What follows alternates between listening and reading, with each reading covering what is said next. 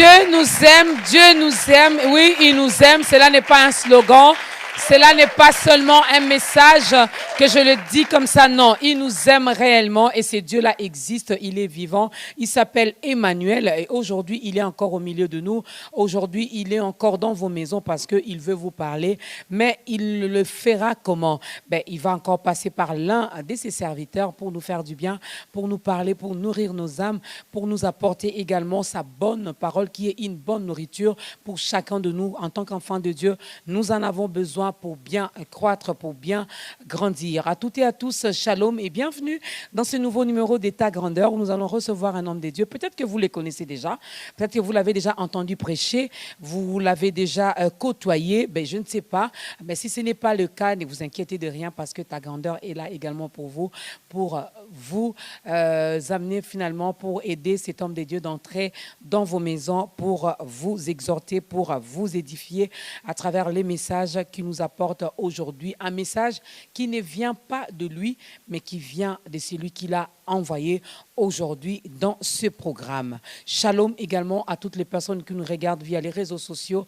Nous vous disons que la grâce de Dieu vous localise de partout où vous vous trouvez et que la joie et la paix soient votre partage. Qui est notre invité?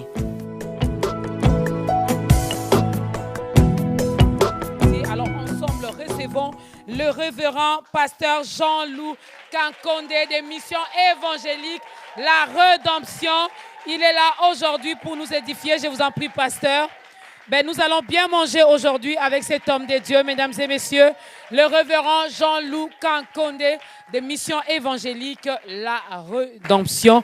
Et avec lui, comme je le disais tantôt, nous allons bien. Alors très bien manger. Moi, je vous souhaite déjà bon appétit. Je me le souhaite également parce que j'ai vraiment l'appétit de manger cette bonne nourriture qui est la parole de Dieu. Mais avant même que j'annonce le thème que nous allons exploiter aujourd'hui, je demande au révérend Jean-Loup Kankonde, bienvenue dans ce programme. Merci beaucoup, madame. Le plaisir est partagé. Merci. Amen. Merci beaucoup. Alors, pourriez-vous partager votre histoire d'amour avec nous? Cette histoire d'amour avec Jésus, elle date de quand? C'est depuis, si je compte bien, 1992 que nous avons commencé cette aventure avec Jésus. Une histoire extraordinaire que je ne regrette pas du tout. En effet, j'ai rencontré une très jeune fille. Et c'est cette jeune fille-là qui m'a amené au Seigneur. Et chemin faisant avec elle, c'est alors que notre type d'amour va commencer. Je me suis dit, tiens, pourquoi pas faire toute ma vie Jésus en moi et cette belle créature à côté de moi. Et c'est de là que tout avait commencé. J'aimerais aussi saluer vraiment, si vous le permettez, remercier. C'est ça le mot approprié.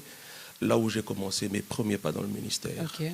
Oui, l'apôtre Philippe Alexandre Mutombo, Église internationale pour la réconciliation. C'est avec lui que j'ai appris l'ABC de la Bible. Et de là, c'était parti. Responsable de cellules, responsable au département de l'enseignement, tout un tas de responsabilités qui ont fait que la grâce qui était à l'intérieur de moi était sortie au temps opportun. Voilà. Nous disons merci à madame, votre épouse. Elle a fait un bon travail. Extraordinaire. Elle a déjà gagné une couronne au ciel. Ah, ça. Je lui suis éternellement reconnaissant. J'étais très jeune, j'étais en 6e de humanité. Et de là, je n'ai pas arrêté avec mes études parce que je devais servir le Seigneur. J'ai continué jusqu'à avoir mon diplôme d'ingénieur. Et là, je sers le Seigneur. Et voilà. Ça marche donc, très bien. On n'a pas manqué à faire dans la vie pour servir le Seigneur. Et du reste, quand Dieu appelle les gens, lisez bien votre Bible, tout le monde était en train de faire quelque chose quand Dieu l'a appelé. Et c'est notre cas aussi. Étudiant, oui, ingénieur de formation avec toute l'intelligence, ça, en toute humilité, pour occuper certaines responsabilités dans la vie sociale. Et voilà, le Seigneur nous a pris de là et il nous a établis dans le ministère. Est-ce qu'on peut acclamer pour le Seigneur, pour ce témoignage? J'aime bien ce que le pasteur dit parce que nombreux pensent que c'est lorsqu'on a échoué dans la vie, c'est lorsqu'on a échoué de l'autre côté qu'on peut maintenant se jeter dans l'église, se dire évangéliste, commencer à servir Dieu. Non. Non. Notre Dieu, quand il t'appelle, il sait qu'il a déposé des choses en toi et il te veut tel que tu es. Nous te donnerons également l'occasion, peut-être que ça sera aussi une sœur, ça sera aussi ton fiancé qui finalement va t'amener dans la présence de Dieu. Mais pour notre cas aujourd'hui, ça sera ce nouveau numéro de Tagandeur qui te permettra d'entrer dans la grande famille des enfants de Dieu. Mais nous n'en sommes pas encore là. Aujourd'hui, avec l'homme de Dieu, le révérend Jean-Luc Nkonde, nous allons parler de la divinité dans l'homme. Quand nous parlons de la divinité, qu'est-ce que nous entendons par divinité? On parle de quel homme ici? Des petites questions comme ça, et l'homme de Dieu va nous aider finalement à comprendre qui nous sommes réellement.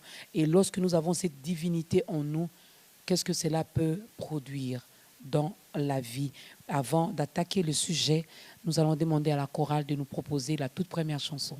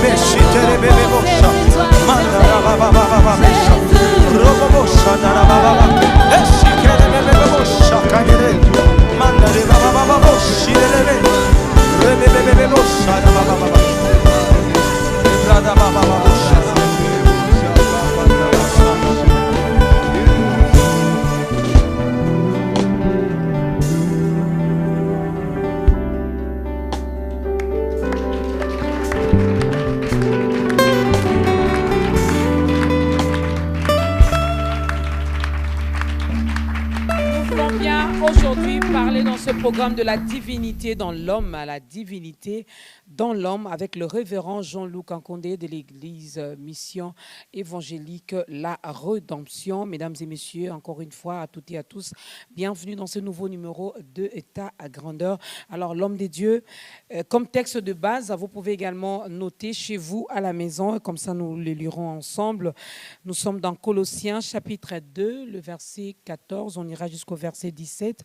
Colossiens chapitre 1, du verset 26 au verset 27. Quand on le lira, vous pouvez également lire ensemble chez vous à la maison. On a écouté les témoignages de l'homme des dieux et comme thème aujourd'hui, nous parlons de la divinité dans l'homme.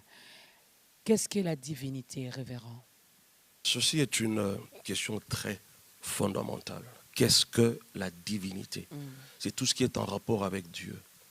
Et il est vrai que c'est un mot français. Lorsqu'on parle de divinité, de foi, on fait allusion à tous ceux qui se font appeler Dieu, même à tort. Mais ici, il est question du Dieu vivant, celui que nous avons connu en Jésus-Christ. Et ce Dieu créateur du ciel et de la terre a élu domicile en l'homme, au travers de son Esprit Saint. Alors maintenant, cet homme-là qui reçoit Jésus et que le Saint-Esprit vient habiter en lui, que devient-il? Qu'est-ce qu'il obtient? De quoi est-ce qu'il est capable et quelle position cette personne occupe par rapport à Dieu, par rapport à Satan et par rapport au monde. J'aimerais insister sur une chose que j'ai souvent eu à dire, c'est que la plupart des hérésies que nous avons au sein de l'Église, cela est lié à la mauvaise compréhension de la nouvelle naissance. Évidemment, la nouvelle naissance, c'est la première leçon même de la vie chrétienne. Et c'est cela le fondement. Alors, quand vous n'avez pas un très bon fondement, vous ne pourrez jamais bâtir dessus et que cela résiste. Et surtout quand vous voulez aller en hauteur. Et donc, la nouvelle naissance, c'est par là que Jésus a commencé. Il dit à Nicodème, à moins de naître de nouveau, tu ne verras point le royaume. Mais écoutez, Nicodème, c'était un docteur de la loi. Nicodème était juif de surcroît. Et j'aime particulièrement ce qu'il dit dans ce texte-là de Jean 3. Il dit, toi qui es docteur d'Israël. Il ne dit pas que toi qui es un docteur en Israël. Comme pour parler de tout un tas de docteurs. C'était la sommité. Et cette sommité est venue de nuit voir Jésus. Pourquoi? Parce qu'il dit, ce que tu fais, personne ne peut le faire. Alors vous pensez que Nicodème était venu pour avoir la vie éternelle? Non. Il savait que le Dieu d'Abraham était leur Dieu et qu'il était leur descendant. Mais il était préoccupé par le fait que la même loi qu'eux utilisent et les mêmes écrits des prophètes, année après année, il n'y a aucun effet. Les gens viennent malades, ils rendent malades. Les morts ne ressuscitent point. Les gens viennent, c'est comment ils appelaient ça, la synagogue. On peut l'illustrer comme une église aujourd'hui. Les gens venaient et rentraient sans solution. Mais il y a eu un jeune homme, Jésus, à 30 ans. Il entre dans ce temple. Il ouvre les mêmes écrits des prophètes et de Moïse, et après, il y a des signes qui commencent à se faire. Et donc Nicodème est venu, il s'est dit, je viens m'enquérir du secret de ce jeune homme. Et donc, la première leçon avec laquelle Jésus a commencé, c'est que tu dois naître de nouveau. Alors la grande question que je pose même à ceux qui nous écoutent, par où est-ce que vous avez commencé? Généralement, quand vous venez à l'église, on vous dit que vous avez des liens, vous avez la malédiction, autant sorceller, ainsi de suite. Le maître a commencé par où? C'est là tout le problème. La première personne qui t'a apporté l'évangile, qu'est-ce qu'il t'a dit? Crois au Seigneur Jésus pour quelle raison? C'est lui. Sauvé, hein. Non, pas généralement. Généralement, on dit Yaranaye souvent. Je sais qu'il y a des gens qui parlent pas lingala, qui vont. Généralement, ils disent. En fait, quand on les fait, on essaie également de faire la petite publicité finalement de ces Jésus. On dit viens chez notre Jésus. Si tu es malade, vraiment qu'il en a besoin. On commence à présenter directement les miracles, ce que Jésus est capable de faire. Écoutez, c'est une façon de les attirer aussi, non? Non. Le message du salut à lui seul suffit d'abord, avant de parler miracle. Parce qu'à chaque fois que Jésus envoyait ses disciples prêcher, il leur disait prêchez la repentance et après, produisez les miracles, ressuscitez les morts, purifiez les lépreux, guérissez les malades et ainsi de suite. Mais d'abord, le message du salut. C'est par là que le maître a commencé. Alors nous commençons par où? C'est là toute la maladie. Ne sachant pas de qui est-ce que nous sommes nés, alors nous ne marcherons pas conformément à ce que nous sommes. J'ai toujours dit ceci. Les chrétiens sont comme des aigles, avec tout le potentiel qui va avec. Mais le problème, c'est leur milieu ecclésiastique. Aigles qu'ils sont, ils sont élevés comme des poulaillers, des poules dans un poulailler. Alors, comme ils ont vu des poules ne pas s'envoler, aller dans les hauteurs, ils s'imaginent que ce sont des poules. Là, oui. Et pourtant, ils ont tout le potentiel divin en eux. À la nouvelle naissance, Dieu en personne vient habiter en nous. Et vous dites à cette personne-là que tu es maudit, que tu es lié, que tu as la malédiction. Non, il faut revoir ces choses-là. Je pense qu'il est très important que l'Église comprenne le divin. Des fois, quand on dit le temple du Saint-Esprit, les gens ne comprennent pas que c'est une maison. C'est le royaume qui est bâti en toi. Vous comprenez? Ça dit, lorsque nous cherchons l'adresse physique de Dieu sur la terre, on va vous voir, maman, parce que vous êtes en Christ. On me verra, moi. L'adresse physique de Dieu, ce n'est pas forcément là où c'est. Non, il est en nous. Et c'est là que je suis pas... Y a-t-il moyen de le démontrer? Évidemment. Parce qu'il ne suffit pas seulement de les dire. Je peux dire peut-être à celui-là qui ne croit pas encore, s'il me posait la question, mais maman Dorcas, Dieu habite où? Et puis moi, je lui dis, il habite en moi. Et puis il dit, tu peux me le démontrer? Évidemment, on ne peut pas exclure le fait que Dieu soit omniprésent. Mais si nous parlons d'une réalité pratique, qui est le résultat qui accompagne tous ceux qui ont cru en Jésus. Avant de croire ou d'imaginer que Dieu serait quelque part, nous sommes appelés à croire d'abord qu'il habite en nous. Vous êtes le temple du Saint-Esprit. Et après, on dit, vous ne vous appartenez plus à vous-même, même pas au diable, même pas à la malédiction. Vous êtes la propriété privée de Dieu. Dans d'autres pays, quand vous violez une propriété privée, il peut te tirer dessus et vous mourrez. Et voilà, vous partez comme ça, parce que c'est une propriété privée. Alors vous pensez que lorsque le diable rôde, comme, il n'est même pas un lion. Il est comme. C'est ça la ruse. Et pendant ce temps-là, Dieu s'endort. On a comme l'impression que Dieu n'est pas là. On peut se réunir à deux dans la prière ou une assemblée comme nous sommes là. Le premier réflexe que nous avons, tous les esprits mauvais qui sont ici, les gens n'ont pas la conscience de la présence de Dieu, non seulement en eux, mais également avec eux. Lumière et ténèbres ne peuvent pas cohabiter. Jamais. Jamais. C'est la Bible qui l'est dit. Jamais. C'est la Bible qui l'est dit. Bon, je ne défends pas, je nous défends pas parce que je me mets vraiment du côté des brebis, des fidèles. Mais c'est ce que vous nous avez présenté. Évidemment, le malheur... Nous devons d'abord commencer par localiser les démons, les chasser, parler même avec eux. Maintenant, on prend même du temps, on échange. Évidemment. Sors, lui dit, je ne sors pas. Avec tout ça, tout cela ne savent même pas écouter le Saint-Esprit. Mais les démons, ils les écoutent facilement, ils comprennent facilement le langage des démons. Sauf dans quelle église? Prend trop de temps pour nous écouter. Non, ça c'est... Le malheur avec moi aujourd'hui sur ce plateau, c'est que j'ai comme l'impression que j'aurais réussi à répondre aux questions qui ne me sont pas concernées. Je les accepte toutes. Alors on va, comme on dit, vous êtes journaliste, la corporation est sacrée. On peut dire que les femmes de la presse sont comme ceci, comme cela. Non, moi je suis un exemple vivant. Vous comprenez? Et donc j'accepterai volontiers de répondre, mais écoutez, c'est une mauvaise façon de faire les choses. Non, on ne peut pas commencer par là. Je donne un exemple simple. Lorsqu'on veut marier une jeune fille, n'est-ce pas que ces mamans, je prends la culture africaine, apprennent à cette fille comment vivre avec l'homme. Et nous sommes la fiancée de Jésus. Le mariage aura lieu dans les airs, le jour de l'enlèvement. Alors, vous faites asseoir la fiancée de Jésus, tous les jours, vous lui parlez de son ancien mari ou de son ancien petit ami. Vous trouvez que c'est sérieux, ça? C'est pas sérieux. Par parlez-lui Mais j'aime l'exemple. Christ. Christ, c'est lui qui doit être au centre. Jésus a commencé par là, les apôtres par là, ils ont cheminé par là, du début jusqu'à la fin. Quand vous lisez par exemple Nathanaël qui témoigne là-bas, c'est fait dire, nous avons trouvé celui de qui celui de qui la Bible a parlé, c'est-à-dire les écrits des prophètes, les psaumes et la loi. Jésus de Nazareth. C'est-à-dire toute la Bible dans l'Ancienne Alliance Du début à la fin, c'est Jésus. parler de Jésus. Mais alors, lorsque vous lisez la Bible, vous cherchez quoi ou qui? C'est la grande question. Jésus n'est pas venu pour des histoires de mariage. Il n'est pas mort pour le mariage. Avant qu'il ne meure et qu'il ne ressuscite, les gens se mariaient. On a un exemple clair dans la Bible. À l'époque de Noé, les gens mangeaient, buvaient, ils se mariaient et mariaient leurs enfants sous la colère de Dieu. Et aujourd'hui, pour qu'on se marie, je dois faire 40 jours de jeûne et prière. En fait, les liens ont tellement pris des places que ce n'est plus comme à l'époque de Jésus. Voilà pourquoi maintenant nous prions pour ça. Il y a eu des femmes stériles avant et après Jésus, mais il n'y avait pas beaucoup plus, il n'y avait pas trop de liens de stérilité qui étaient développés comme à nos jours.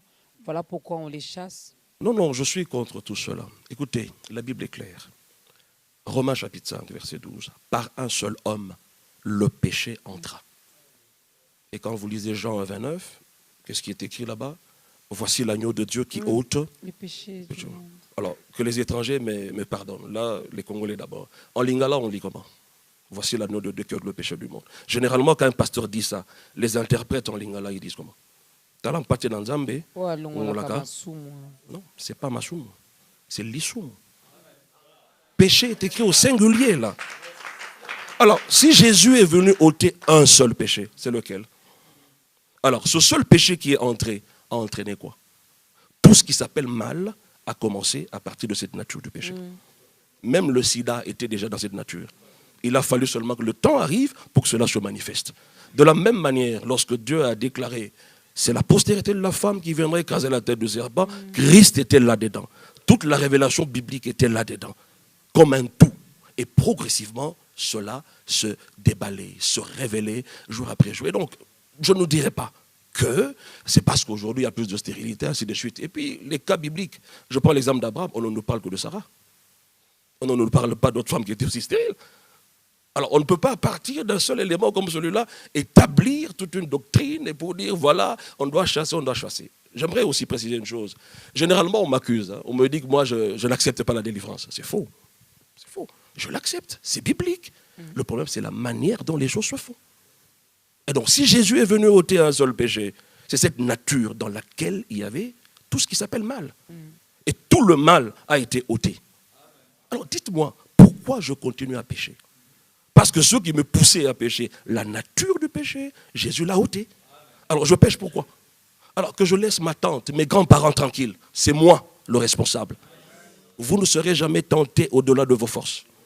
Mais si quelqu'un arrive à pécher, c'est sa propre convoitise. Ce n'est pas votre tante. Il est temps d'être responsable. Ne cherchons pas des boucs émissaires pour justifier notre médiocrité. Et c'est ça, les habitudes qu'on retrouve chez les bantous que nous sommes, généralement. Vous pouvez être en affaires, quand ça ne marche pas, ah ben c'est sûrement elle a la poisse, l'autre. Mais non, on a échoué. Apprenons de nos échecs et repartons à zéro et nous réussirons. Repartons à zéro et nous réussirons, mesdames et messieurs, la divinité dans l'homme.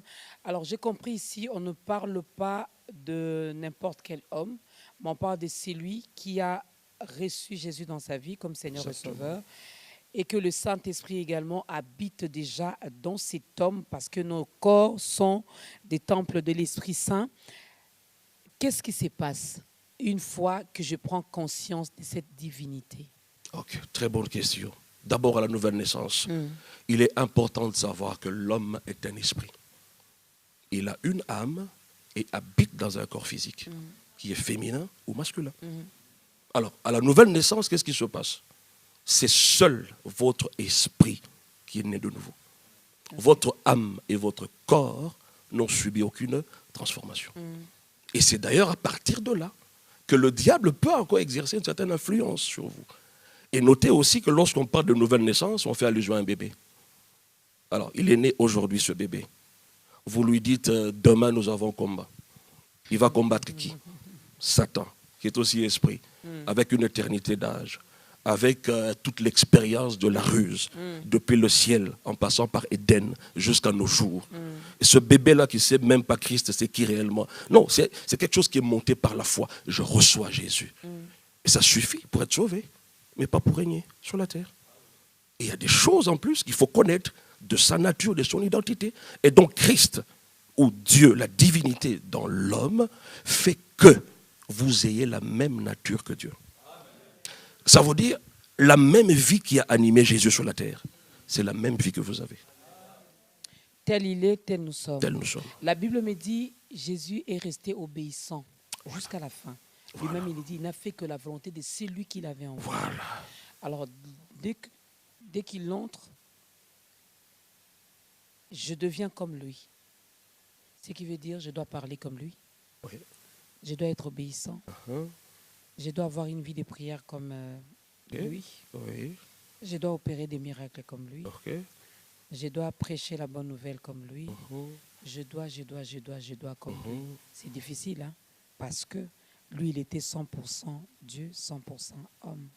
Je vais peut-être scandaliser les gens. Et lui, il était venu vraiment pour cette mission-là. Et nous sommes venus pour quelle mission? En Christ. Comme le Père m'a envoyé, moi aussi je vous envoie. Comme. Adverbe de comparaison. Ça compare la manière dont Jésus a été envoyé et nous. Si Jésus a été envoyé rempli du Saint-Esprit, nous le sommes. Si Jésus a été envoyé avec une légion d'anges, nous en avons. Mais la question est très importante. Pourquoi? Parce que les gens pensent qu'une fois né de nouveau, on peut directement produire ces choses. Non, pas forcément. Mais nous avons cela en nous. Je vous donne un exemple pratique. Quand vous prenez une bouteille d'eau, vous la buvez. Si vous n'êtes pas instruit et je vous dis, vous avez bu l'hydrogène, qu'est-ce que vous allez me dire? Non, j'ai bu de l'eau. Si vous bouffez des oranges et puis je vous dis, vous avez aussi avalé la vitamine C, vous me direz, non, j'ai mangé des oranges. Pourquoi? Parce qu'on n'est pas instruit. Alors, lorsque Christ vient habiter en nous, laquelle de ses composantes reste à l'extérieur? Aucune. Mais nous avons un problème, c'est que la chair constitue le plus grand obstacle à la vie chrétienne. Ce ne sont pas les démons. Les démons sont des petits devant nous. Le diable lui-même. Ma Bible est là. La Bible n'a jamais défini Satan comme un géant. Un des textes que nous avons donné ici, c'est clairement stipulé, n'est-ce pas? Qu'il a vaincu, il a dépouillé les autorités et les a livrés publiquement en spectacle. Maintenant, lorsque vous étudiez sur la croix, voyez-vous ce triomphe? Non. Ésaïe l'a dit. Qui a cru à ce qui nous était annoncé? Qui a reconnu le bras de l'Éternel? C'est la puissance de Dieu au travers de la faiblesse. Et donc, lorsqu'il vient habiter en vous, réellement, vous avez tous ces attributs.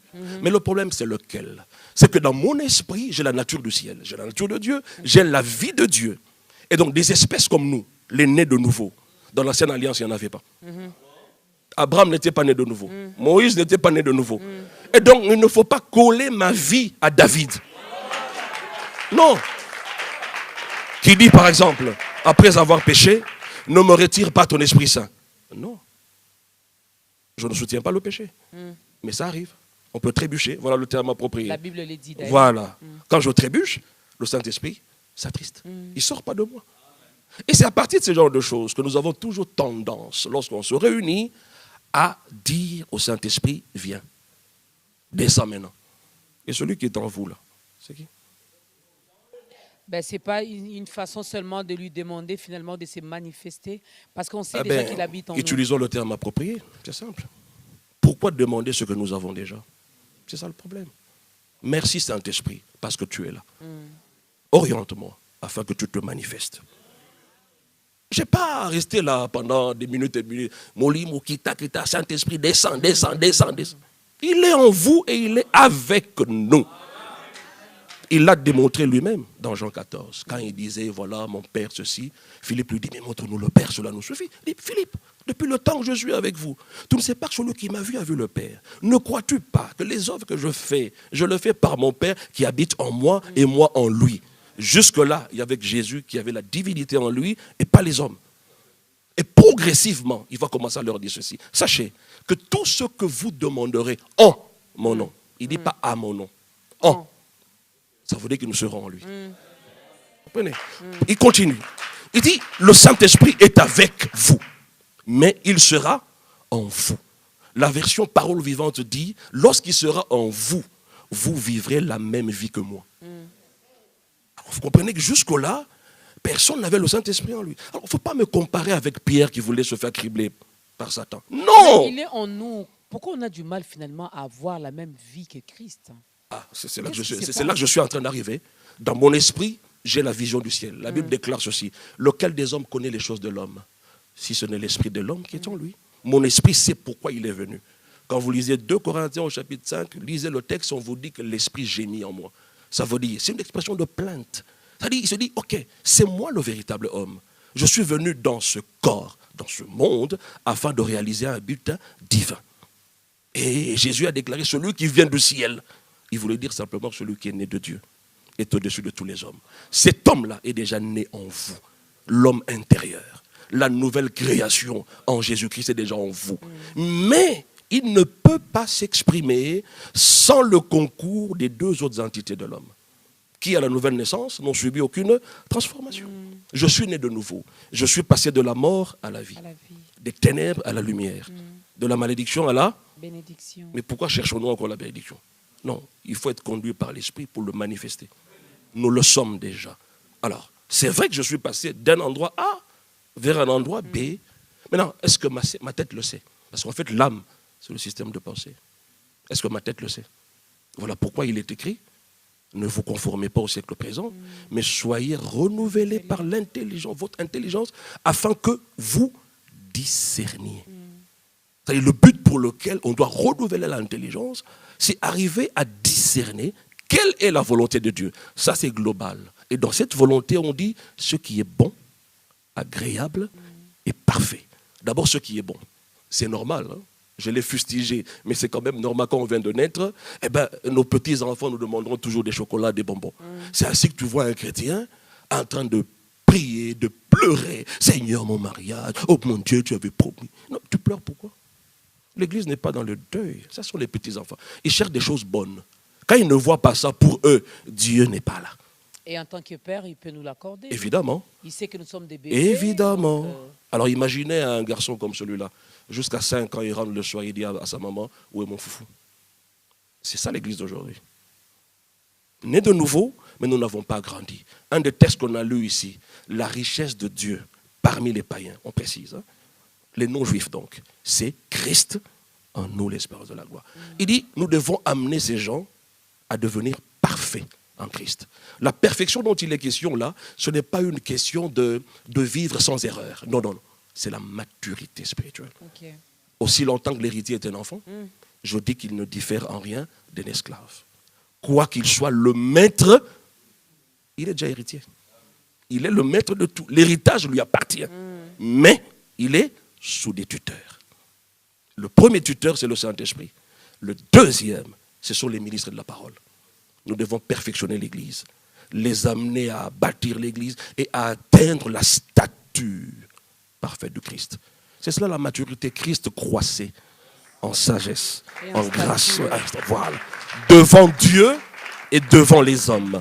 Devant les hommes, évidemment, quand vous avez votre enfant à la maison, s'il mange bien le foufou de maman, il grandit physiquement, papa et maman sont contents. Ah, il est en bonne santé. Est-ce pour autant qu'il est en bonne santé devant Dieu?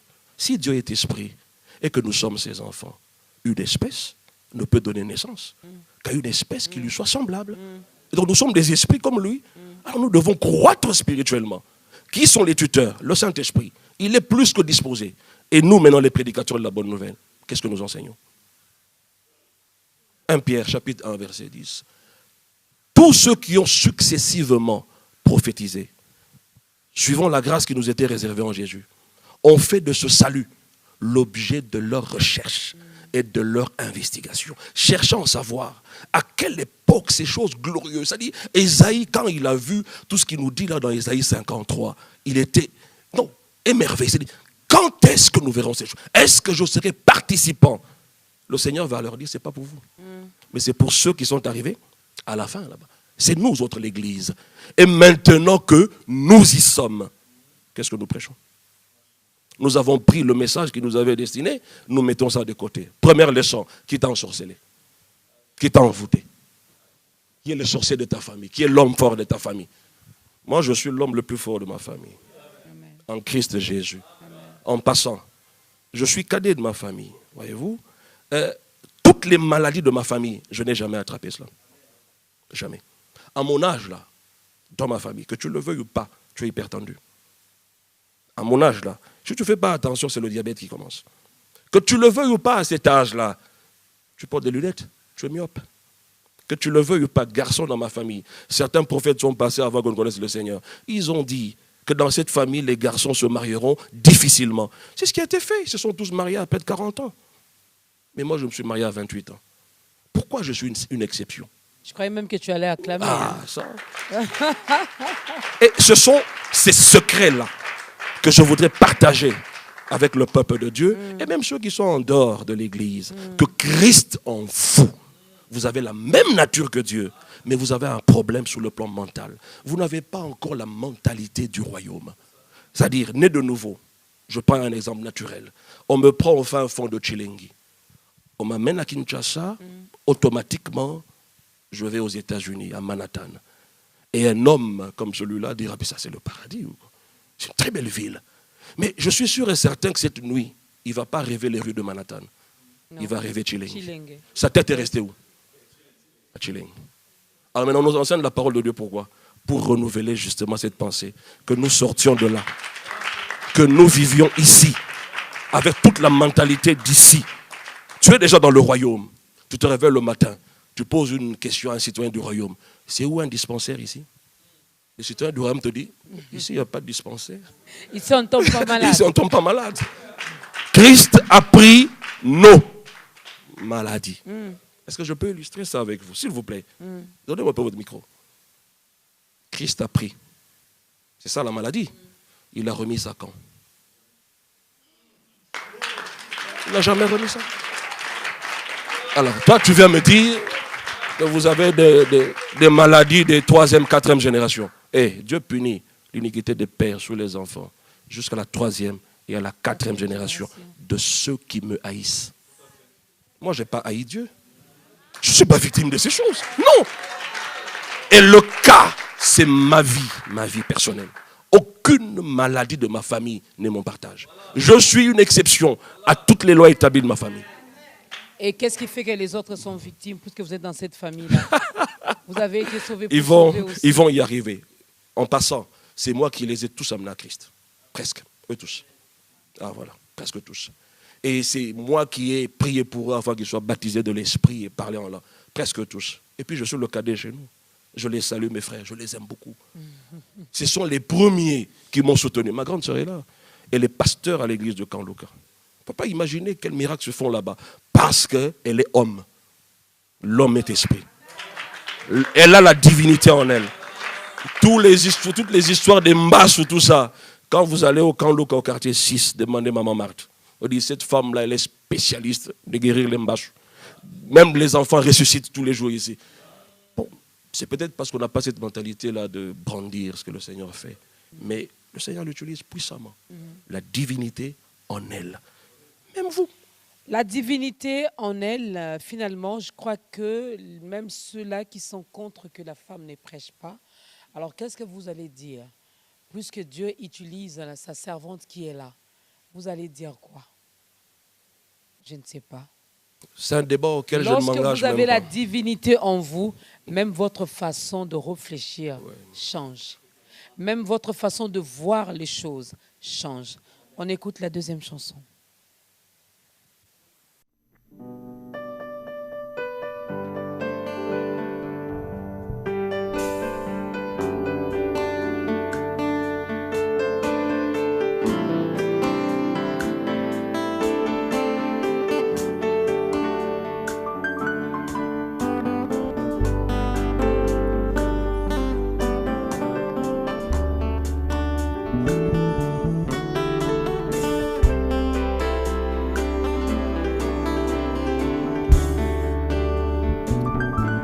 Saint-Esprit nanga mikolo nyonso yo yebi motema nanga eya na butu eya na moi Saint-Esprit nanga mikolo nyonso ata nazali na papa nanga ata nazali na mama nanga akoyebanga te lokola Yesu Saint-Esprit nanga mikolo nyonso ata nazali na famille nanga ata nazana moninga nanga akoyebanga te lokola Yesu Saint-Esprit nanga mikolo nyonso Saint-Esprit Saint-Esprit nanga mikolo nyonso yeah ebimbo moyinanga yana butu yana moyi Saint-Esprit Saint-Esprit nanga oh ata nazali na papa nanga ata nazali na mama nanga akolinganga te lokola Yesu Saint-Esprit Saint-Esprit nanga oh Saint-Esprit Saint-Esprit nanga mikolo nyonso yeah yebi mokumba nanga eyana butu eyana moi Saint-Esprit Saint-Esprit nanga oh ata nazali na papa nanga ata nazali na mama nanga akolinganga te lokola Yesu Saint-Esprit nanga oh yango butu pe moi Saint-Esprit natango nyonso Saint-Esprit moninga nanga Saint-Esprit yatango nyonso Saint-Esprit oh inspiration nanga Saint-Esprit moninga nanga Saint-Esprit ayoka kanga Saint-Esprit moninga nanga Saint-Esprit oh moninga nanga moninga yatango nyonso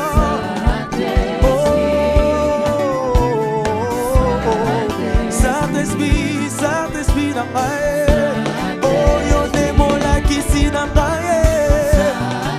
oh Saint-Esprit nanga oh moninga nanga oh moninga nanga oh ata nazali na papa nanga ata nazali na mama nanga akolinganga te lokola Yesu Saint-Esprit nanga oh ata nazali na papa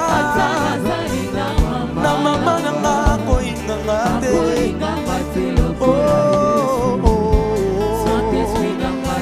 yango na yebi butu pe moi Saint-Esprit ata na pokwa Saint-Esprit moninga nanga Saint-Esprit yatango nyonso Saint-Esprit oh moninga nanga Saint-Esprit Saint-Esprit Saint-Esprit nanga oh ayoka kanga oh moninga nanga oh molakisi nanga oh molakisi nanga molakisi nanga moninga nanga shandara baba shanda baba ebo shandara baba baba shindara baba ebrara basa shandara baba shanda baba ebana baba bo shindara baba ibana baba shanda shinda baba ebana bo shanda baba shera baba bo shanda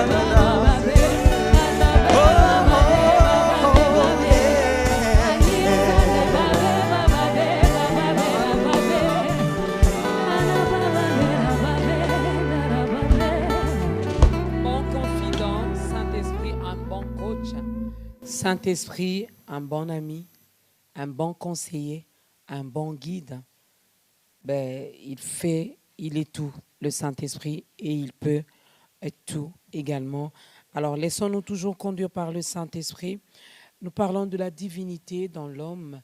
Alors, on le disait tantôt, lorsque tu as cette divinité en toi, même ta façon de réfléchir changera. Tu ne feras pas ou tu ne verras pas les choses de la même façon que les autres. Alors, on comprend que la divinité dans l'homme, c'est possible. Vous avez même parlé de vous. Vous ne tombez jamais malade. Je ne tombe pas malade. Pourquoi je tomberai malade? Pourquoi? Je ne dis pas qu'il y a des attaques dans ce sens. Mais j'ai toujours été victorieux sur cela. C'est plus de 10 ans.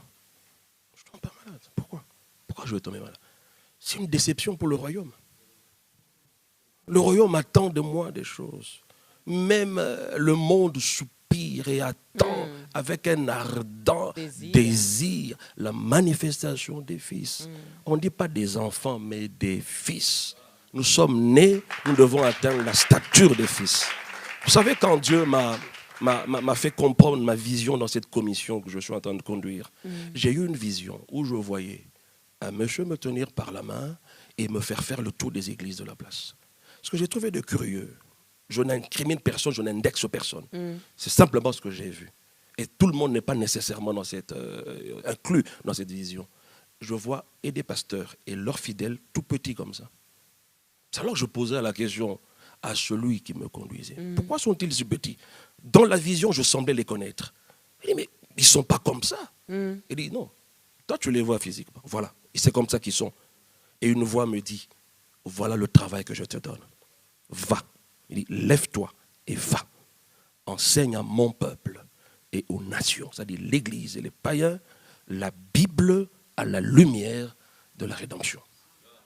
Ça veut dire, où que je sois dans la Bible, je vois Christ, je vois l'œuvre de la croix et je vois toutes les implications liées à cette personne et à cette œuvre achevée, accomplie. Une œuvre dans laquelle il n'y a rien à ajouter, rien à retrancher. Mais cette mission ne sera pas facile parce que moi, quand vous parlez de l'Église, je vois l'Église, je prends l'Église d'une manière générale. Je ne vois pas seulement les fidèles ou les brebis, mais je vois également les bergers.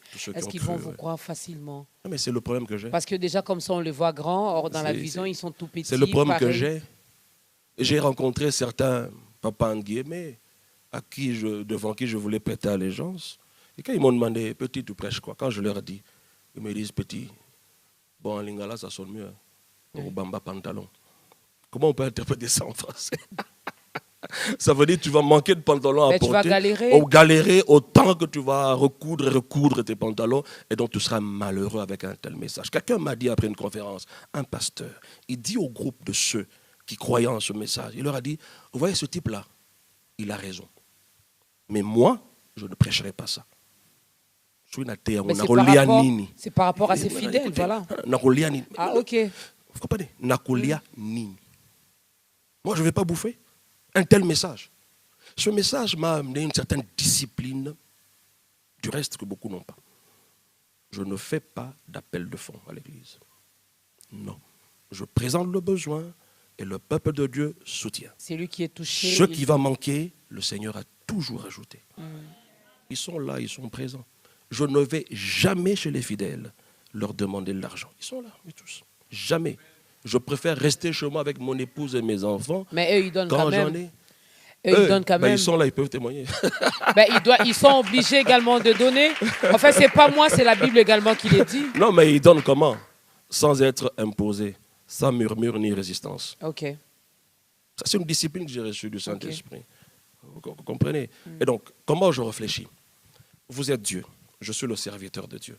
Le peuple de Dieu est là. C'est comme un triangle. Voyez-vous? La démarche entre l'homme de Dieu et Dieu, cela est autorisé. Il faut développer cette relation et cette intimité. Une fois que cela atteint le niveau qu'il faut, c'est à Dieu d'aller vers le peuple. Parce que c'est à eux de venir à moi et non à moi d'aller vers eux. Vous comprenez? La démarche entre moi et les fidèles, strictement interdite en matière d'argent. Et c'est ça que j'inculque à tous les serviteurs. Celui qui n'obéit pas, Ouais, c'est son affaire. vous allez quand même leur expliquer également. Ils ont été à l'école, on a eu une école du ministère, où on enseigne tout ça, en long et en large. L'école de la vie profonde. Voilà. Dans une école, ça c'est aussi un constat que j'ai fait, parce que nous sommes tous passés par les bancs de l'école. Oui. Il y a des catégories également d'intelligence ou des personnes, je l'ai dit, je ne sais pas comment les dire. Lorsqu'un professeur dispense son cours, il y en a qui comprennent directement Tout à fait. sur les champs. Ils n'ont même pas besoin d'écrire des explications à côté. Oui, oui, ça c'est vrai. Il y en a qui doivent écrire pour aller relire. Il y en a à qui il faudra répéter finalement pour que ça entre et que ça reste. Oui, tout à fait. C'est pareil également à l'église. Oui, c'est pareil. Déjà que je suis un enseignant. C'est cela. Pasteur, oui, enseignant. Ça, c'est ma spécificité. Ce qu'on appelle communément docteur. Je préfère enseignant. Alors, c'est vrai que c'est difficile, mais déjà avec l'onction d'un enseignant, on y arrive quand même à le faire. Et un bon pédagogue ne voit pas d'abord les excellents. Okay. Il voit ceux qui sont en deçà. Il va à leur niveau pour les ramener à un niveau acceptable. C'est cela même la base du développement. Hein. On parle de la classe moyenne. Quand il n'y a pas de classe moyenne, vous ne pouvez pas parler de développement. La vie sociale sera toujours bizarre. Et donc, même à l'église, ce sont des principes qui se justifient. Je prends les élèves les moins intelligents, les plus faibles, je vais à leur niveau. Parce qu'en fait, un docteur, ce n'est pas quelqu'un qui enseigne des choses compliquées. Non, c'est quelqu'un qui simplifie la parole de Dieu. Généralement, on ne va pas aller dans les autres ministères. Les 5 doigts de la main, c'est le tout petit ici que j'illustre comme un docteur. Lui, il va là. C'est lui qui ouvre bien les oreilles pour que tu comprennes. C'est ça son travail. C'est pas de dire, ah, mais ce gars, c'est un docteur. Qu'est-ce qu'il enseigne? Ah, il a des choses compliquées. C'est pas un docteur. C'est pas un enseignant. C'est comme ça aussi dans certaines universités. On a tous été à l'université. Quand un professeur et que les étudiants ne réussissent pas à son cours, généralement, qu'est-ce qu'on disait? Grand prof. Il est grand prof sur base de quoi? C'est un mauvais professeur. Comment on peut dispenser un cours toute une année et personne ne réussit? Ah non, ils sont sérieux. Et donc c'est un travail difficile, comme vous dites là. La plupart d'entre eux, évidemment, ils sont venus de X ou Y église. Et même ceux qui me suivent, bon, se rendent compte que ce ne sont pas des choses qu'on écoute tous les jours. Ça n'a pas été facile. Lui dire qu'en Christ, tu es délivré. Alors que lui, il voit toute sa famille malade. Il ne voit personne réussir dans sa famille. Toi, tu lui dis, en Christ, tu n'as plus de liens. Ah ben, il faut user de versets et de versets avec l'onction du Saint-Esprit pour que cet obstacle-là cède et que la foi naisse. Voilà pourquoi je veux même qu'on parle de la position de l'homme, de cet homme qui a les divins en lui par rapport à Dieu, quelle est sa position par rapport même à l'Église ou à la société et aussi par rapport à Satan, parce que dans nos différents cultes maintenant, c'est Satan qui prend beaucoup plus la première place au lieu de parler de Jésus. Alors, pour parler de la position du chrétien, je vais lire 2 textes simultanément, c'est dans Éphésiens. On va lire Éphésiens chapitre 2, verset 6, et on passe directement à Éphésiens chapitre 1, verset 21. Et de là, on lit les 2 textes comme si ça se suivait, hein, comme 2 versets qui se suivent. Éphésiens 2, verset 6, et Éphésiens 1, verset 21. Il est écrit ceci, verset 6, Éphésiens 2, « Il nous a ressuscités ensemble et nous a fait asseoir ensemble. » Où ça? Dans les lieux célestes en Christ. 21, 1, au-dessus de toute domination, de toute autorité, de toute puissance, de toute dignité et de tout nom qui se peut nommer, non seulement dans le siècle présent, mais encore dans le siècle à venir. Ressuscité avec lui, assis avec lui. Où ça? Au-dessus. Au-dessus. Non, ils sont tous cités. Là. Tous les faiblards, là. Ils sont tous cités. Là. Dépouillés, vaincus complètement. Un seul a vaincu Satan à 100%. C'est Jésus-Christ. Qu'est-ce qu'il a utilisé pour le vaincre? Il les a dépouillés, n'est-ce pas? Les a livrés publiquement en spectacle en triomphant d'elle par la croix. Voilà. Quand la croix n'est pas prêchée, vous voulez triompher Satan comment? Le triomphe, c'est dans la croix. Ressuscité avec lui. Ça sous-entend que nous étions morts avec lui. Parce qu'en fait, l'évangile, j'ai souvent dit que ce sont des étapes. Hein. On peut prendre globalement au moins 8 étapes comme cela. Paul le dit dans 1 Corinthiens 15 à partir du verset 1. Laissez-moi vous dire exactement ce que c'est que l'évangile. C'est qu'un jour, il a été crucifié, n'est-ce pas? Il est mort, on l'a enterré et il est ressuscité. C'est là qu'il s'est arrêté. Quand vous allez dans les autres épîtres de Paul, vous comprendrez qu'il est ressuscité et puis il a passé 40 jours avec ses disciples.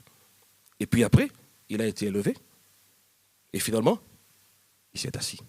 Maintenant, lorsque j'ai été crucifié avec le Christ, qu'est-ce que j'ai reçu? Je donne seulement, parce qu'on n'aura pas le temps, parce que nous avons été ressuscités ensemble avec lui, assis ensemble dans les lieux célestes. Le verset 7 dit, afin de montrer dans le siècle à venir l'infinie richesse de sa grâce, par sa bonté envers nous en Jésus-Christ. La version pensée, comment ça s'appelle encore? Rappelez-moi, la parole vivante. On dit afin de démontrer. Nous avons cette position-là, afin de démontrer au siècle présent, c'est-à-dire d'éternité en éternité. Démontrer les œuvres du Christ. Démontrer. On n'est pas à l'église pour pleurer tous les jours. On est à l'église pour être équipé. Voyez-vous, l'église est notre lieu d'équipement et d'entraînement. Mais le monde est notre lieu d'expression. On nous apprend à être lumière du monde et celle de la terre à l'église. Mais quand on m'enseigne Satan tous les jours, je comprendrai celle de la terre et lumière là comment? Je verrai Satan partout. Je le verrai partout. Donc ça, c'est une position spirituelle que nous avons. Alors le fait d'avoir fait cette position spirituelle ne veut pas dire qu'automatiquement on commence à le manifester. C'est là d'ailleurs qu'il y a le débat entre nous les prédicateurs de la grâce et ceux de la délivrance. C'est là qu'il y a le débat. Nous parlons de la position spirituelle du chrétien qui est devenue une réalité par la foi. Je n'ai pas besoin de voir. Je n'ai pas besoin de toucher. Mais j'ai cela puisque la parole me le confirme. Vous ne verrez dans la nouvelle alliance. Parce que là aussi c'est un débat. Hein, parce que la nouvelle alliance, ça commence pas à Matthieu. Non. Ça commence le jour de la Pentecôte. Okay. À partir de là, jusqu'à la fin des épîtres, dites-moi, où est-ce qu'on dit à l'église, vous serez bénis? Nulle part. On dit toujours, vous avez été bénis. On ne dit jamais à l'église, vous serez délivrés. On dit, vous avez été délivrés. On ne peut manifester que ce qu'on est et ce qu'on a déjà. Ça commence là.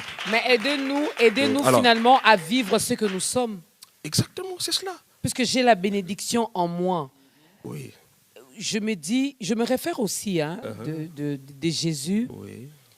Je me rends compte, ça, moi je me le dis, il y en a qui ont suivi Jésus à cause de ce qu'il faisait. Voilà. Ça, c'est une vérité. Voilà. C'est une vérité. Alors, j'ai dit aux gens que j'ai la bénédiction en moi. En fait, cette bénédiction, je les prends dans tous les aspects. Dans sa globalité, oui. Dans sa globalité, et je prends également l'aspect matériel. Comment je peux dire aux gens que moi, la fille de Dieu, fille d'Abraham, petite l'écaillée, si je peux le dire en lingala, j'ai le comportement du royaume. Vraiment. J'ai le comportement du royaume. En fait, j'ai été béni de toutes sortes de bénédictions depuis les lieux célestes. Et puis, on me voit là, dans des situations vraiment compliquées. Vous savez, ma foi là vraiment, la foi sans œuvre, révérend. Souvent les gens confondent l'humanisme avec les bonnes œuvres. C'est ça le problème que nous avons. On confond l'humanisme avec les bonnes œuvres. Les bonnes œuvres sont des œuvres que Dieu a préparées d'avance afin que nous les pratiquions. Éphésiens 2, verset 10. La version parole vivante, j'aime bien cette version-là. Il est écrit, Dieu a préparé ces choses depuis longtemps. Il a déjà préparé notre chemin afin que nous n'ayons plus qu'à y marcher. Ça veut dire que les chemins de ta vie sont tout tracés dans ton cœur. Et qui connaît les choses de l'homme, si ce n'est l'esprit de l'homme? Est-ce que marches-tu selon l'homme intérieur ou marches-tu selon les impulsions de ta vie naturelle? C'est ça le grand combat que nous avons. Écoutez, lorsque vous chassez Satan et ses démons, ils partent. Moi, je ne suis pas toutes ces comédies-là. Sors, je ne sors pas. Ça, c'est quel démon? Il y a des démons têtus dans la Bible. Au nom de Jésus, ils fléchissent. C'est la manière dont tu fais la chose. Est-ce que tu es conduit par l'esprit pour vivre le résultat? C'est là le problème. C'est de la même manière que Jésus dit, cette espèce de démon ne saute par les jeûnes et la paix. Cette espèce, ce n'est pas toutes les espèces de démons. C'est un démonstratif. Alors comment savoir que je vais rencontrer un démon pour lequel je dois préalablement jeûner? C'est en marchant par l'esprit. L'esprit peut te conduire au jeûne, tu ne comprends peut-être pas le sens, et plus tard tu comprendras. Ah, l'esprit m'avait préparé. C'est-à-dire, la marche par l'esprit fait de la rédemption une expérience réelle. Okay. Comprenez? Alors, le sang de Jésus a fait de nous ce que nous sommes devenus en lui. Et donc, pour arriver à la marche par l'esprit, je disais tantôt, renouvellement de l'intelligence. Nous devons apprendre aussi à l'écouter finalement. Chose difficile pour le chrétien. Quand vous renouvelez l'intelligence, c'est pour discerner. Quelle est la volonté de Dieu? C'est ça l'écoute, c'est ça la marche. Discerner. Sinon, vous allez tomber dans une vie religieuse. Tout le monde vous acclame et dit, maman Wana présente ta grande. Mais elle est douce, elle est ceci. Mais vous galérez, vous souffrez malade tous les jours. C'est la religion. Donc il faut faire la nette différence entre la marche par l'esprit. Parce que c'est là qu'il faut en arriver. Permettez-moi de reprendre l'exemple de Nicodème. On a commencé par la nouvelle naissance. Et après, qu'est-ce que Jésus lui dit? Celui qui est né de la chair est chair. C'est-à-dire celui qui est né des parents naturels, il est naturel. Celui qui est né de l'esprit, il est esprit. C'est-à-dire, né de nouveau, quelle est ton identité? Et finalement, qu'est-ce qu'il dit? Le vent souffle.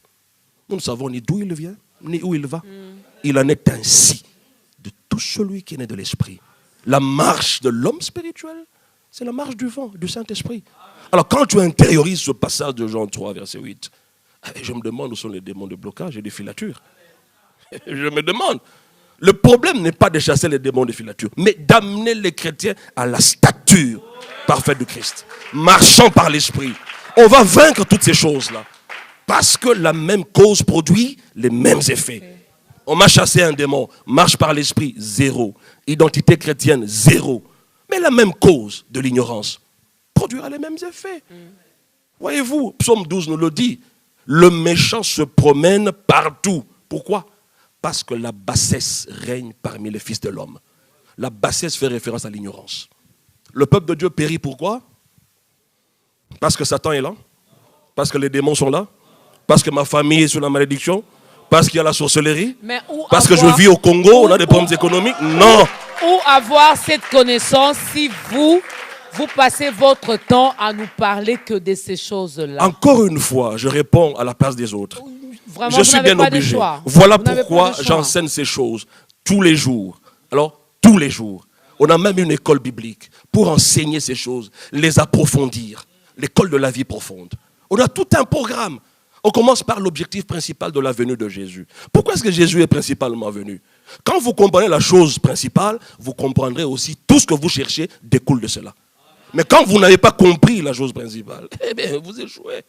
Le deuxième cours nous parle d'identité. Pourquoi Dieu m'a créé esprit? Pourquoi j'ai une âme? Et pourquoi j'habite ce corps physique? Hébreux chapitre 10. Christ, entrant dans le monde, dit, tu n'as voulu ni sacrifier ni offrande pour le péché, mais tu m'as formé un corps. Le corps là était le même que nous avons là. Mais en lui, c'était Christ, la divinité. Et aujourd'hui, on vous dit, chrétien, ce n'est plus toi qui vis, c'est Christ qui vit. Donc, vous avez le même prototype, le même ADN. Pourquoi ça ne marche pas? Ce ne sont pas les démons, c'est la chair. C'est la chair. Je vous dis, même quand on vous dit, voilà, Mimili, moi, Kindumba, tout ça, c'est la chair. Ce sont des œuvres de la chair. Écoutez, quand vous lisez Galates 5. Ces esprits-là existent, pasteur. Quand vous lisez Galates 5. D'accord? Quand vous lisez Galates 5.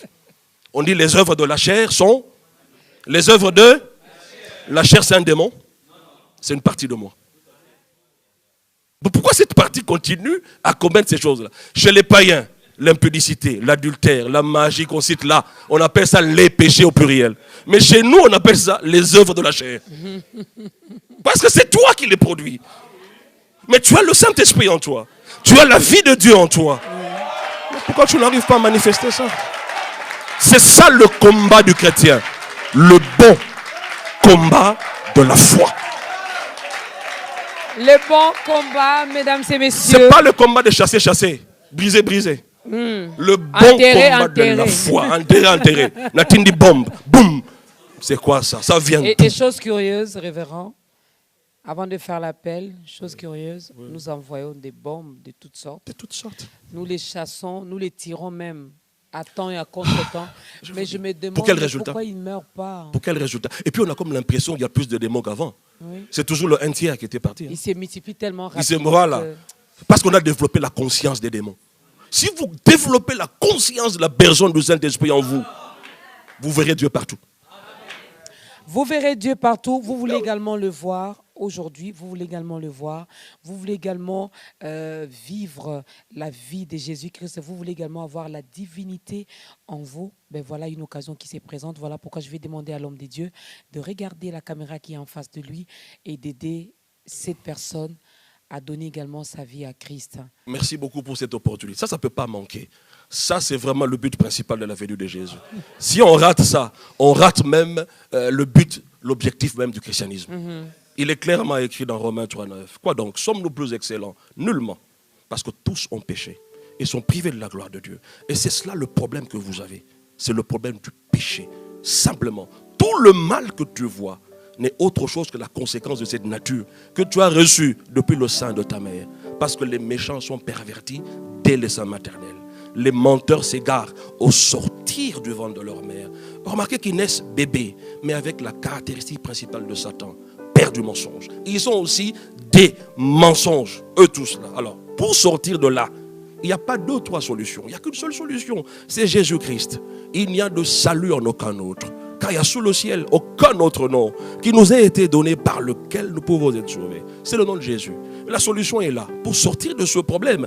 Mais tu dois prendre la décision. Parce que Dieu a dit, je mets devant vous la vie et la mort. La bénédiction et la malédiction. Choisis la vie afin que tu vives, toi et ta postérité. Voilà l'occasion.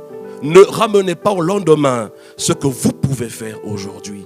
Croyez au Seigneur Jésus. La bonne décision est simple. Romains, chapitre 10, verset 9. Si tu confesses de ta bouche le Seigneur Jésus, et si tu crois dans ton cœur que Dieu l'a ressuscité des morts, tu seras sauvé. Si tu confesses, ce n'est pas si le pasteur confesse pour toi. Il y a des gens qui pensent être venus à Christ quand, lorsque le pasteur les a appelés. Levez vos mains. Allez, Père, reçois-les maintenant dans ta maison, qu'ils deviennent des enfants. Non, vous devez prendre la décision. Alors je t'invite, où que tu sois, à prendre cette décision et à prier derrière moi, avec assurance, avec foi, en disant simplement ceci. Père Céleste, au nom de Jésus, je crois dans mon cœur et je confesse de ma bouche le Seigneur Jésus. Je crois qu'il est mon Seigneur et mon Sauveur. Par conséquent, je suis sauvé.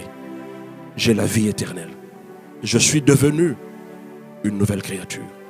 Au nom de Jésus. Amen. C'est aussi simple que ça. Aussi simple que ça.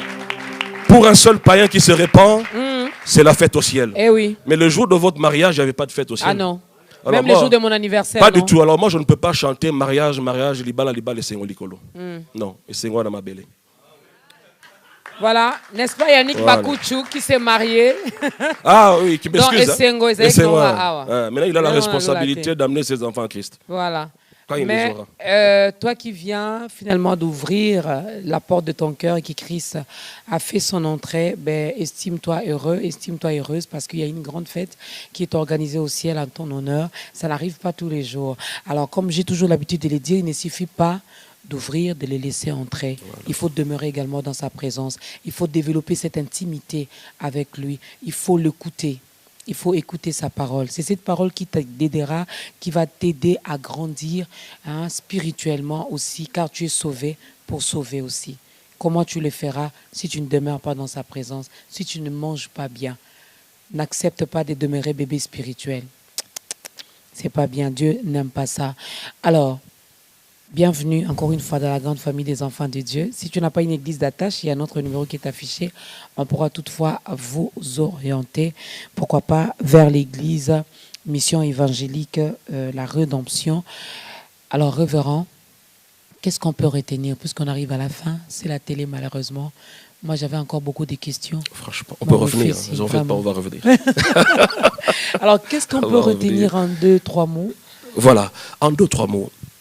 j'aimerais d'abord dire que ce message sur la divinité dans l'homme, le Seigneur me l'a donné, ça fait déjà 4 ans. Et autour de ce message, il m'a été recommandé de faire une grande activité, une conférence. Parce que ça, c'est mon domaine. Je ne suis pas très évangélique et tout ça. J'enseigne la parole de Dieu. Ça fait 4 ans, chaque fois qu'on essayait de le faire, ça freinait. Le Saint-Esprit n'était pas d'accord. Alors cette fois-ci, nous avons une grande conférence. Okay. On appelle cela la conférence Triomphe. Voilà. Ça commence du 21 au 24 août de cette année, de ce mois dans lequel nous sommes déjà. Et la particularité, c'est le sous-thème qu'on a donné, la divinité dans l'homme. On va comprendre le divin dans l'homme, dans le ministère. Ça sera le matin avec les hommes de Dieu. Et une autre particularité, c'est que les orateurs sont tous enseignants d'école biblique. Ils enseignent des pasteurs. Il y a moi-même qui suis orateur. Il y a le pasteur qui est docteur, enseignant, Don Béni Ngalamouloumé, de la mission Salut et Gloire, avec son école Écosur. Nous avons également un autre orateur, fantastique, c'est aussi un docteur, le docteur Jean-Claude Toumba. Voilà, on va travailler à 3 autour de ce thème le matin. On commence à partir de 9h. Okay. On invite les hommes de Dieu à répondre massivement. C'est là qu'on va exploiter toutes ces choses. Le docteur Ngalamouloumé va parler sur les fondements d'une vie surnaturelle dans le ministère et partout ailleurs. Et le docteur Jean-Claude Toumba va parler du relevant de l'intelligence. Il va parler de toutes ces choses-là pour que vous compreniez comment renouveler l'intelligence et vivre les réalités dans lesquelles vous êtes déjà. Et les après-midi à partir de 16h, ça c'est public. Les hommes de Dieu peuvent venir, les enfants de Dieu peuvent venir. On ne dira pas, voilà, vous avez des problèmes. Venez écouter la parole de Dieu, laissez Jésus vous toucher et que la vie se transforme au travers du message et toutes les prières que nous allons faire. Donc le mot de la fin, c'est vraiment celui-là. J'invite tout le monde à répondre. Le lieu, nous sommes à l'église même, sur l'avenue OUA, numéro 37, dans la commune de Kintambo. Nous sommes en diagonale de la pédiatrie de l'OUA. C'est là que nous sommes. Donc quand c'est entre Komoriko et hôpital, la station Total qu'on a récemment construite là, c'est dans ce tronçon-là, entre les 2 avenues, OUA, la mission évangélique, la rédemption. L'école de la vie profonde. Voilà, donc à partir du 21. À partir du 21 jusqu'au 24. Jusqu'au 24. Le matin, les hommes de Dieu. C'est seulement pour les hommes de Dieu. Tous ceux qui aspirent au ministère, les anciens, les diacres. Et les après-midi, ça sera pour tous les enfants de Dieu. Même toi qui n'es pas encore enfant de Dieu, ben vas-y, on te donnera l'occasion finalement d'entrer dans cette évangélique les après-midi. Et le numéro, comment faire pour contacter le révérend? Appelez-moi au 09 plus 243 9 98 43 49 27. Voilà. Plus 243, vous pouvez répéter si vous me permettez. 9 98 98 donc 43 49 27. Voilà. L'homme de Dieu a donné son numéro, mesdames et messieurs. Si vous avez des questions par rapport au thème que nous avions exploité tout à l'heure, ben allez-y. Si vous avez besoin même d'être orienté, guidé, vous voulez maintenant comprendre et commencer à vivre cette divinité qui est en vous, ben n'hésitez pas à entrer directement en contact avec l'homme de Dieu. Ça n'est fini pour aujourd'hui. C'était un réel plaisir pour nous de vous recevoir. C'est une première dans ta grandeur, mais pas une dernière. Merci. Le plaisir est vraiment partagé. Merci tout le monde. Beaucoup. Merci aux hommes de Dieu qui sont là. Merci au public. Beaucoup. Merci à la chorale. Merci à la grande équipe de ta grandeur. Merci beaucoup aux caméramans, aux photographes, aux ingénieurs de son. Merci également à nos maquilleuses. Merci à tout le monde. Un grand merci à vous, fidèles téléspectateurs, vous qui êtes tout le temps branchés, scotchés à ce programme de ta grandeur. J'ose croire que vous avez été bénis avec le passage de l'homme de Dieu, le révérend docteur Jean-Loup Kankonde, responsable du mission évangélique La Rédemption. Vous avez l'adresse, mais allez-y, n'hésitez pas. Le rendez-vous est fixé déjà à partir de ce 21 août où ils vont organiser cette grande conférence. Ça n'est fini, nous allons tous nous lever. Homme de Dieu va clôturer ce moment avec une courte prière et puis la chorale va nous aider à danser pour la gloire de Dieu. Que notre Dieu vous bénisse. Amen. Seigneur, merci de tout cœur, que toute la gloire, l'honneur, la majesté te reviennent, parce que ta parole, c'est la vérité. Elle ne sort jamais sans effet. Elle ne retournera pas à toi sans avoir accompli le but pour lequel tu l'as prononcé. Merci pour son peuple. Merci pour ces programmes que je bénis en ton nom, Jésus-Christ. Nous avons ainsi prié en recommandant tous ceux qui nous ont suivis à ta grâce. Dans le nom de Christ Jésus, nous avons prié et d'un commun accord, nous disons Amen. Amen.